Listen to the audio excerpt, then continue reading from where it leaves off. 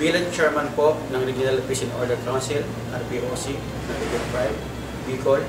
nasa akin po ang karangalang batiin ang ating mga Navy Reservists sa buong bansa sa pamumuno ni Commodore Jesus Similan ng Naval Reserve Command ng Armed Forces of the Philippines sa ipagdiriwang ng ika-29 na anibersaryo ng inyong organization. Hangad ko po ang inyong tagumpay at patuloy na pag-unlad sa lahat ng inyong adhikain o layunin at mga gawain. Alam ko po na kayo ay nakalaan din makatulong sa mga sibilyan tulad ng pinatutunayan na ninyo sa akin nang kayo ay magpakita ng inyong walang kapagwarang suporta sa aking proyektong Provincial Multi-Services Caravan na tinaguri ang APOBCA EGAY Serbisyong Publikong Tunay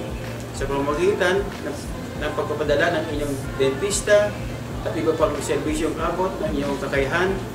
Muli po ang aking mainit at taos-pusong pagbati sa inyong anibersaryo at nais ko rin po na kayo ay aking batiin ng maligayang Pasko at manigong bagong taon.